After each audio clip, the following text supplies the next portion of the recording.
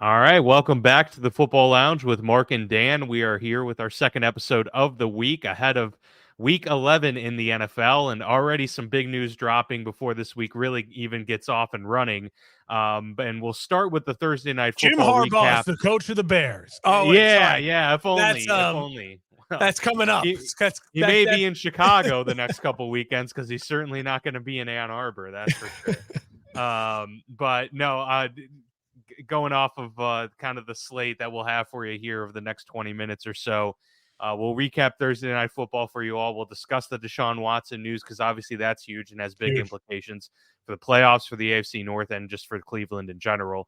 And then discuss the current NFL midseason standings in the playoffs and comparing it to what we had before the season even began. We've got some very interesting, differences there, but also some that we got right as well. So we'll go through all of that later in this episode. But we'll start with the Thursday night football recap, which was the highly anticipated Thursday night matchup of the season between the Baltimore Ravens and the Cincinnati Bengals. And unfortunately, in this one was kind of marred by injury and was much sloppier than one that we were hoping to get.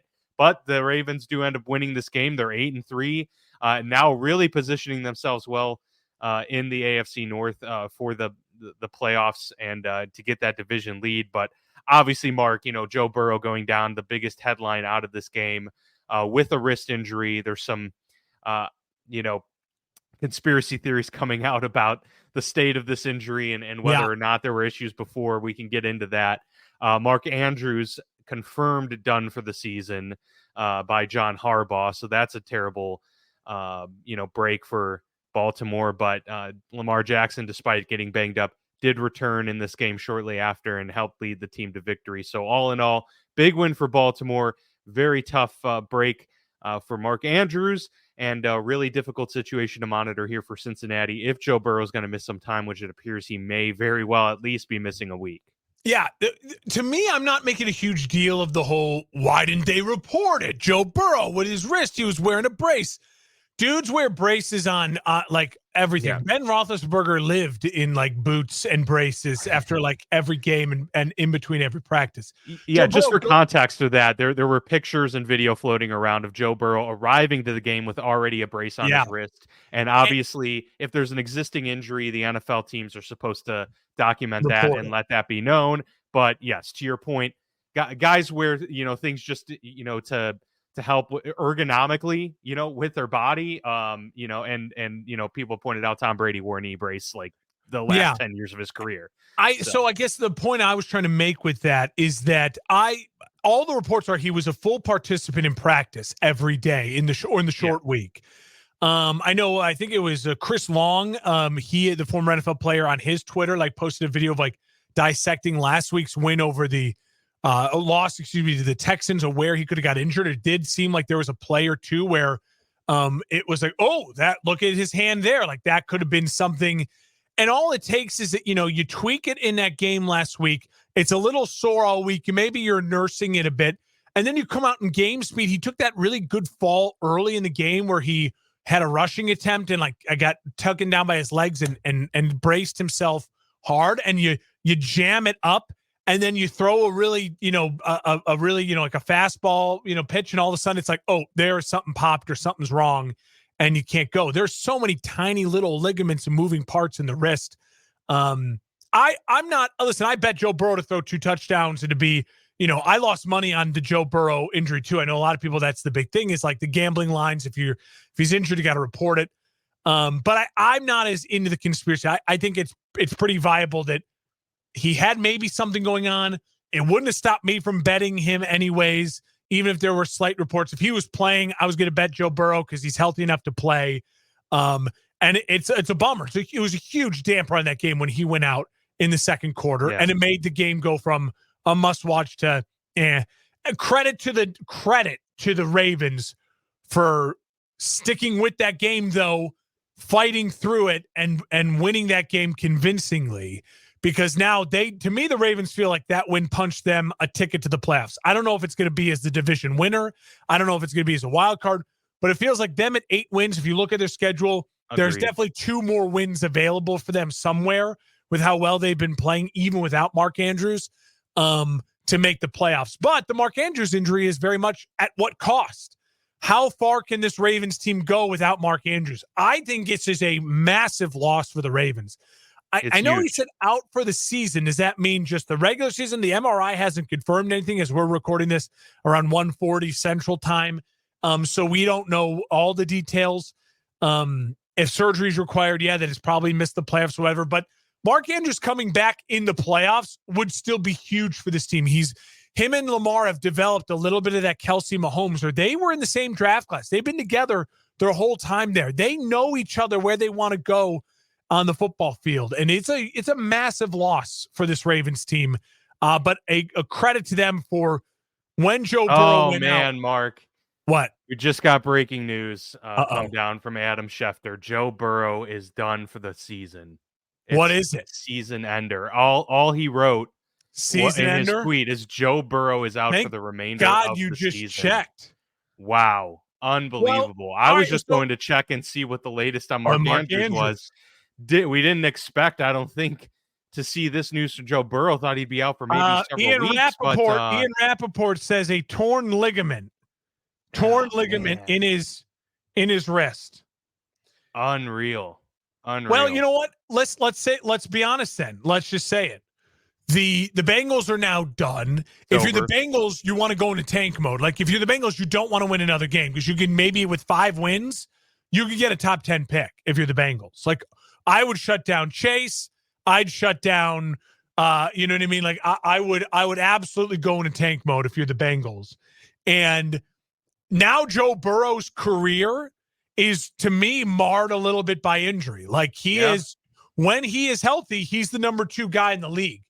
But he has started the season injured, appendectomy he can't control, calf, the ACL and MCL when he tore that up in his rookie year.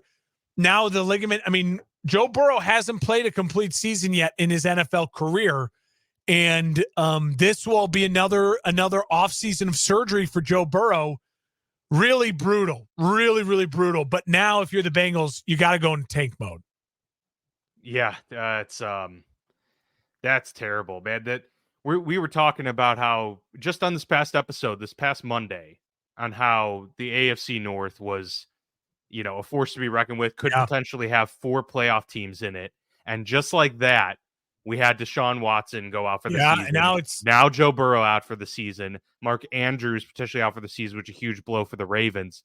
My goodness, what a change, of circumstances in just a matter of days. Unbelievable. And unexpected ones too. I don't think we expected this Deshaun Watson news either, which we'll get into here shortly. But I do want to wrap this up with the Bengals talk because, obviously with this dropping right now as we're recording here, this is very surprising. It also might be ultimately, I want to look at the glass half full kind of situation here for the Bengals as well. Yes, if you losing games the rest of the way is going to be probably a great scenario for you if you're Cincinnati at this point, because you're just not, even if you somehow sneak into the playoffs, you're not going to be winning a playoff game most likely. And so, now you look at getting that draft pick a little bit higher, but on top of that, Joe Burrow came into the season, wobbly, right? And then the calf injury popped up very early. He came back. He was battling through stuff. He was clearly banged up. And now at least, for the glass half full take, he is guaranteed rest now. Yeah. For That's a year. Great point.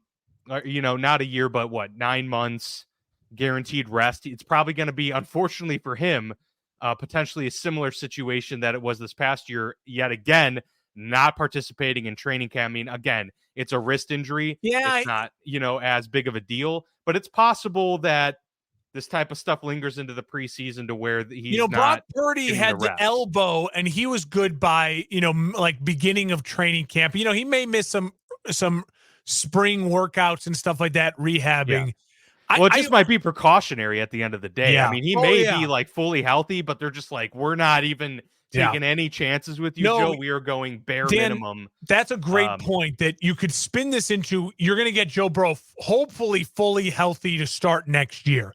And hopefully maybe now add a top 10 pick. It's rare when you're a good team with a great quarterback, you're adding a top 10 pick. The Bengals may be able to do that. So there is some positive, but this is the year the Chiefs offense has looked maybe average, to just slightly above average, even though they have maybe the best defense ever. The Bills fell apart. Your Browns are falling apart. Andrews is injured. The Dolphins can't beat good teams. When you have a window, you never want to see a year go by. And this is now a year gone by for the Bengals fans. And now, we'll talk about with the Browns. And so that stings. That really hurts. I agree with you. Decent spin zone, but it's still, it still sucks if you're a Bengals fan. Then it sucks for us because now we got to deal with another bad quarterback play, another team. I mean, think about how many teams right now are in this situational, just bad football. You add the Bengals and the Browns to a list of Patriots, Giants, Bears, Panthers, Cardinals. That's just yuck football right now. Jets, we've already talked about it in the past. This is already a historic season in terms of numbers of quarterbacks that have had to start games. And now we're going to be adding more to that list. In Cincinnati and Cleveland as well. So moving forward with the Cleveland Browns, then the news broke that Deshaun Watson will be sat for the year. He's going to have season-ending surgery on his shoulder, a fractured shoulder it was.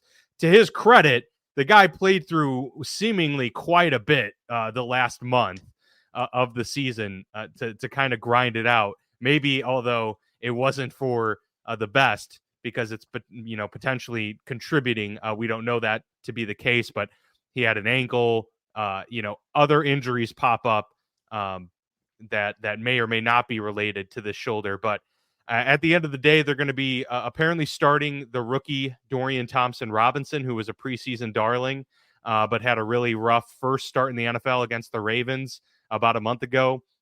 So here we are with another rookie getting to start in the NFL moving forward, potentially. But we did hear Joe Flacco was on a plane going to Cleveland. But here's what this spells ultimately.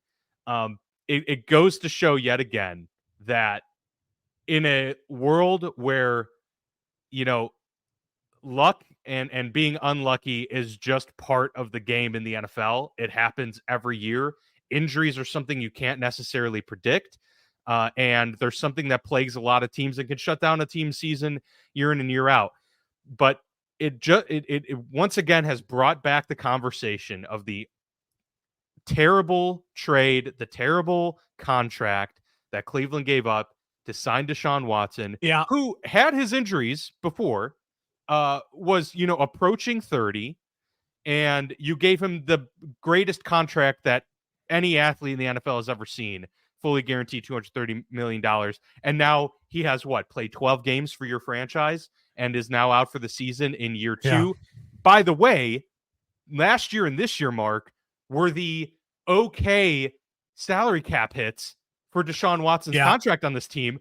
Now it's $60 million next year, and moving forward after that, it is going to increase. So the window to actually be able to get stuff done was last year and this year, and now you're going to be strapped for cash. Brutal for Cleveland, rough for Deshaun, but this is, the NFL world is obviously, not complaining or not upset or saddened for Cleveland with the situation that they find themselves in today. Yeah, you nailed it right there. The opportunity to make this deal when it came up almost 2 years ago, when they traded, they let go of Baker Mayfield and they traded all those picks and then signed Deshaun to the guaranteed $230 million. Remember what made that deal so gross to us, and we talked about it on the show, was that in year one, because they knew he was going to be suspended for 10 games, his salary cap hit was only $1 million. Remember, it was like a signing bonus, then his salary cap was only $1 million. Mm-hmm. And then he came back last year after the suspension and was just not good. But you're like, all right, well, whatever. He's so much time off. You got to get the system rust, and then he'll be back this year. This year started really shaky and then has been plagued with injuries. And this year the cap hit was only $19 million. 2024, 2025, 2026, the cap hit is $63.9 million. Yeah. You're not I can firmly say it right now. The Cleveland Browns and Deshaun Watson together will not win an AFC North title and will probably not win a playoff game. Because even if they do make the playoffs in the coming years, next year, this team was built to win now last year and this year. The defense is aging. Myles Garrett's cap hit is going to go up. He's only getting older. That offensive line that was 2 years ago and last year the best in the league is another year older, and they're losing guys. Chubb has the injury. We don't know what he's going to be like going forward. You're now going to have to draft extremely well because you have the two giant salaries with Garrett and Watson. You're going to have to figure out what you're doing with Amari Cooper. And so this team is now older, expensive by the time that Watson's healthy enough to play next year. And by the time Watson's back next year, he's coming off of a major shoulder surgery on his throwing shoulder. Yeah, exactly. He's almost 30, if not, he's turning 30. What made him special was his athletic ability and his bombs, his deep balls. He was very much Lamar Jackson and Justin Fields. What made him special is not dink and dunk, or not even what CJ Stroud is, which is like big, strong in the pocket. What made Watson special when he had that 21-0 lead over the Chiefs in that playoff game and then ended up losing that was the dude moves and hits bombs with Jackson and Brandon Cooks. Well, that's gone. His athleticism is diminished. The team is diminishing around him. I feel very confident in saying the Browns and Deshaun Watson will never win an AFC title together. They will AFC North title, and they will never win a playoff game together. Because even if they make the playoffs in the coming years, you're on the road against a Cincinnati or a Baltimore. You're on the road at a Bills or at a Miami. You're on the road at a Kansas City. I have no momentum. You're on the road at a better quarterback in the Texans in Houston. You're on the road at the Jags. I feel very confident in saying that. And so it's a disaster. It's an absolute disaster. We knew it would be, and it is blowing up in Cleveland's face. And what they should do is exactly what I just said to Cincinnati. The best thing that can come of this, try to get a top 10 pick. They should they should go into the not win another football game mode to try to have because adding a top 10, 15 talent to this roster, that is meaningful. That is meaningful, just like it is for the Bengals.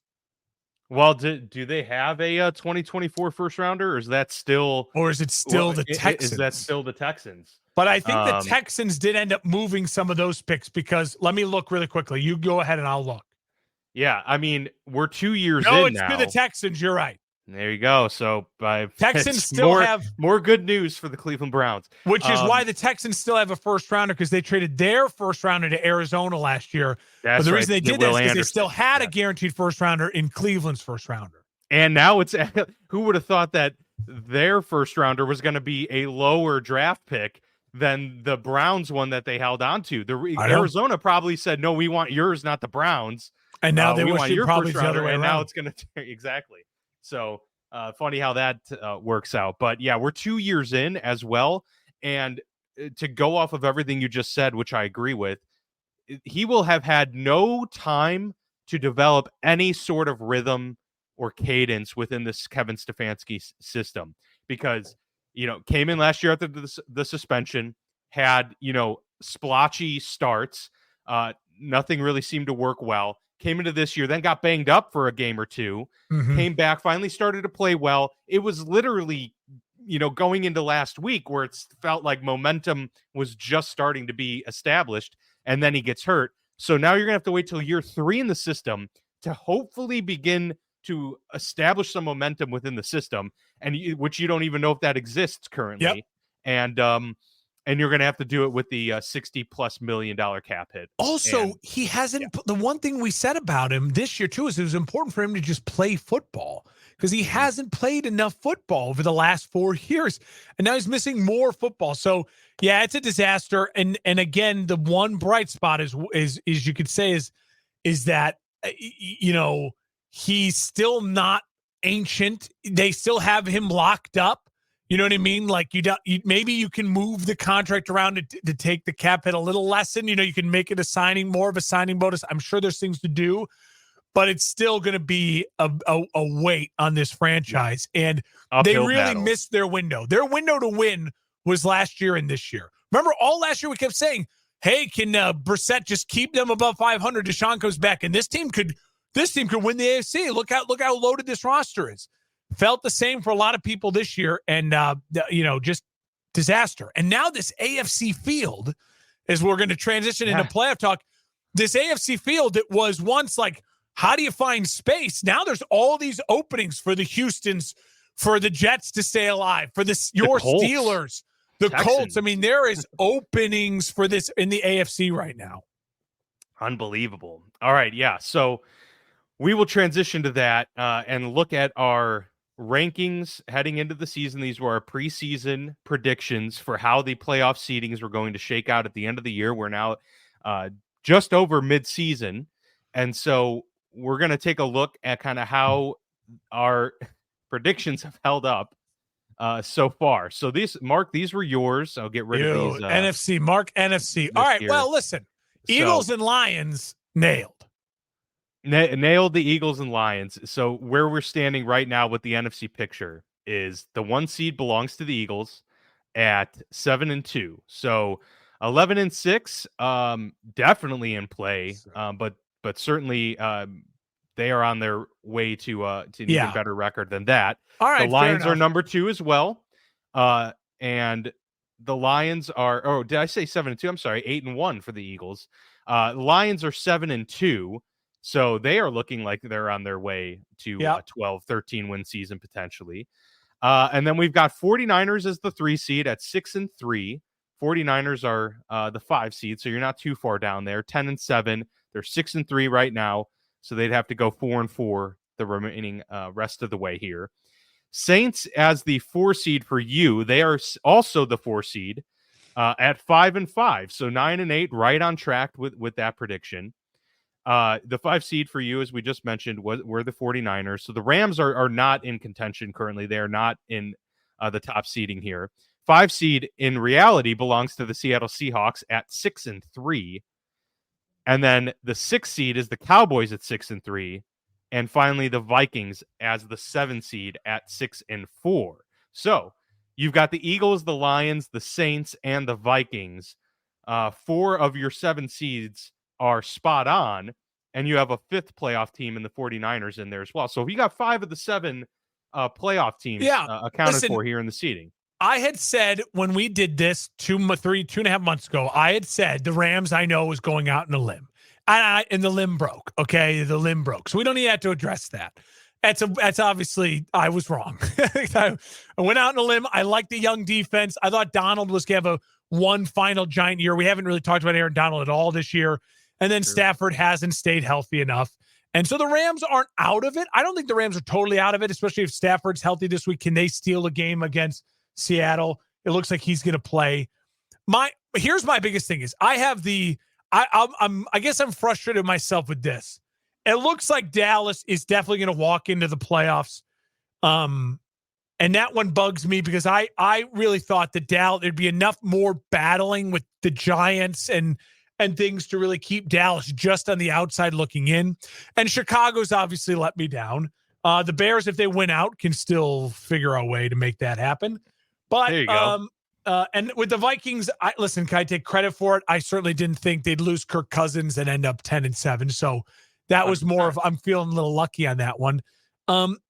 Listen, it was, when we do these predictions, you try to be bold and be funny, and that one, and maybe be willing to make a fool of yourself. And I certainly feel 50% dumb and 50% very smart. No, I mean, I'd say about like 75% because you got 5 of the 7 accounted for so far. I truly think San Francisco will end up as the 3. Seattle will make the playoffs. And I do think the Saints will end up as the 4. You're just going to see that Dallas end up as that 5, Seattle 6. And I do think Minnesota right now is the 7 seed. I think they'll hang on to that 7 seed. So instead of the Bears and the Rams, it's the Cowboys and the Seahawks making the playoffs. Basically, in regards to your list, my list had the Eagles as the you're way 1 and the closer. 49ers at the 2, but the 49ers right now are currently at the 3 at 6-3. Eagles at 12-5. I mean, they're you're basically they may just still go swapping 12-5, but they'd have to lose 4 games. You're swapping basically just Bears and Vikings. Yeah. And then moving some guys around, moving some teams up, some teams down. You didn't think Dallas would have as great of a year either. I forgot that you weren't as high in Dallas either. I wasn't high on Dallas, and I had Dallas's them, schedule like? it's they've been a surprise to me at 6-3, although maybe they shouldn't have been. But listen, Dallas has some tough games ahead, Dan. Okay. Listen to this. I mean, they have the Panthers, that should be a win. They're home against the Commanders. The Commanders will put up a fight. But then they have a stretch of, listen to this, 5 games. Seahawks, Eagles, Bills, Dolphins, Lions. Yeah. That could easily be 0-5. I don't know about easily 0-5, but I mean that no, not easily, but it could. They might back their way into the playoffs here. That's for sure. Yeah. Obviously the Bears let both of us down. I think we had the exact same prediction for them. Listen, the Bears can go undefeated. They can't. Just the rest of the way. Come on, Chicago. Yeah. But my biggest thing, I think, so far was I had the Buccaneers winning 5 games, and they've already won 4. So yeah, but they might that only was one still where I win thought 5 or 6 awful. games. That's hopefully I can be proven correct on that front, but we'll see. I'm not feeling as confident about that one. All right, moving to the AFC. Is this me? This is me. So good, because I didn't like the Jets. I remembered. Yeah. So that one's not looking too good from my perspective. Ooh. The Chiefs are the 1 seed currently right now at 7-2, so I feel good about that. Bengals at 12-5. They've already lost 5 games, so that's and as we're going right now, there's almost a 0%, probably a high likely chance that they don't even make the playoffs. The Jets are not in playoff contention right now. They're in contention, but they're not in the playoffs currently. The Jaguars are the 3 seed currently at 6-3, so I feel fine with them at 10-7 at the 4 seed. I had tempered expectations for them. You were a little bit higher on the Jags than I was, and I had the Chargers in there at 11-6. That's proven to be a poor estimate, as they are 4-5 right now. They'd have to go 5 and or I'm sorry, they'd have to go 7-1 the rest of the way. So. Yeah, good luck to LA on that front. Dolphins as the 6 I had. They are currently the 4 seed at 6-3. And I had the Steelers as the 7 seed, 11-6. They're 6-3. That'll I still feel pretty good about the Steelers prediction. Feel very bad, and this is the first time I've ever underestimated the Ravens. I'm always very high on the Ravens. This was the first year where I was like, you know what? I don't know how it's going to fare with the first year with the whole new offense and all this stuff. They've certainly proven me wrong. They will most definitely be in this list. So as it stands right now, I feel, the Jets one I don't feel bad about because Aaron Rodgers, we just couldn't have predicted it. And same with the Bengals. But that being said, the Bengals, even with Burrow, we're not going 12-5 this year. That much is clear. So, I feel like, I probably should have tempered those expectations a little bit. And the Chargers, I don't know why I was so high on Kellen Moore somehow fixing all of the wrongness of Brandon Staley and that crew. That was an overestimation on my part. And so really not putting the Ravens in here was my biggest blunder by far. And, what's not listed here is I think I had the Texans going 6-11. They are 5-4. Yeah. So, great job by them. I just didn't think that a rookie head coach and rookie quarterback were going to be this great this early on. So kudos to them. The rest of the grouping, I mean, Steelers, Dolphins, Jags, and Chiefs, all I think are going to make the playoffs. So 4 of the 7 I feel good about.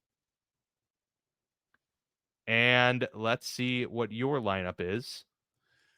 So a little more accurate. Obviously, the Bills are letting me down, but I had that Bills at 12 wins. So the Bills are letting me down.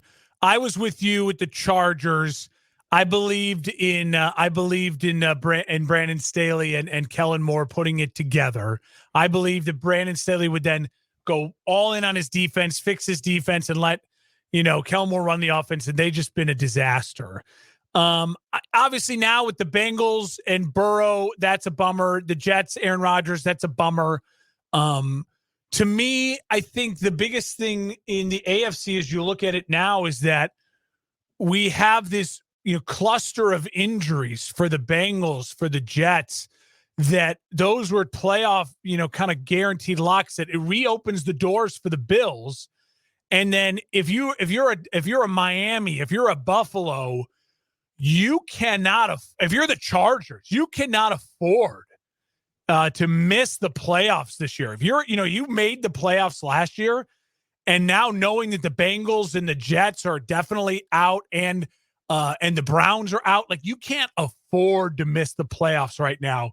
If you are a Jags, if you are a Chargers, if you are a Dolphins, you've got to make the playoffs if you're those three teams to keep heat off of your coaching staff, to keep your jobs, because you do not want an upstart Texans team stealing one of your spots if you're the Jags or the Dolphins or what have you. If you're the Bills right now, you cannot afford to miss the playoffs with a healthy Josh Allen when there's no Aaron Rodgers, no Joe Burrow, no Deshaun Watson in the AFC. And if you're a team like the Broncos with a slow start, now is your chance. Make a run. Try to upset some people and get some people fired. There are some teams out there. The Houston Texans could get some people fired by sneaking into the playoffs this year, because there are some organizations that had high expectations, like the Chargers, like the Bills on my list here, that are probably in danger of making the playoffs right now. And that means you're going to be finding some new jobs if you're those teams. 7 teams that are outside of the playoffs currently in the AFC. So all the way from seed number 8 to 14, they are either 5-5 or 4-5. Yeah, they're right there. There's an opportunity for all of these teams to push themselves into the conversation, because the 7-seeded Texans are 5-4. So we're talking about a 1 to 2 game difference right now from the playoffs in the AFC. And you're going to watch the 6-seeded Browns are going to start falling down the list as well. Yeah, so there's going to be openings. So someone's jumping in there, man. Are the Raiders somehow going to get in the playoffs? That'd be insane. I will say too that I didn't mention, I feel extremely happy right now about my Bills prediction of not only missing the playoffs, but at 10-7, I still feel like 10-7 is very much. They may go 9-8. They're 5-5 right now, so that's brutal for the Bills. And I didn't mention this, and I don't take. I'm not excited at all by the fact that the Pittsburgh Steelers get to benefit from others' misfortune, because there's going to be an asterisk on the division if the Steelers somehow win it. But the Steelers now they absolutely need to make the playoffs with Deshaun Watson out and Joe Burrow out. If you don't find your way to the 1 or 2 spot in your division, then something went terribly wrong for Pittsburgh. So at this point, I agree. Pittsburgh absolutely must get into the playoffs. They're like the Chargers. It's a massive failure. They're like the Chargers right now. You cannot go from making the playoffs last year to missing it with Aaron Rodgers, Joe Burrow, Deshaun Watson all out. Like, you can't happen. It's one thing if they had all went out like week 16. No. They're all out with enough time for you to advance. And it is, pressure is on those teams. Pittsburgh, Chargers, the pressure is on teams like that. The Jaguars to right the ship and to stay in the playoffs, the pressure is on. Absolutely. No doubt about it. Wow, what a crazy week, a crazy last 24 hours in the NFL world. But that is football. It's part of the reason we love it, is that it's any given Sunday, but it's also any given Monday, Tuesday, and so on, because things change in the blink of an eye. And we've noticed that here with 3 teams in the last couple of days. So very interesting stuff. Glad we got to go over that and kind of get ourselves a gut check on the standings and the predictions and things like that. So we'll return to our regularly scheduled programming. Yeah, nothing like the biggest breaking news I would say that we've ever had during a show in our 3+ years of doing this thing. That's absolutely massive. So we'll keep tabs on the state of Mark Andrews to get full clarity on that. But as of right now, Deshaun Watson, Joe Burrow, officially done for the season. Season-altering moves here by those two AFC teams, and things are wide open. So playoff picture continuing to evolve and move as we get closer and closer to the end of this thing. But that will do it for our midweek recap as we get ready for Week 11 here coming up on Sunday. So stay tuned for that recap episode on Monday. But for now, I'm Dan. He's Mark. Thank you for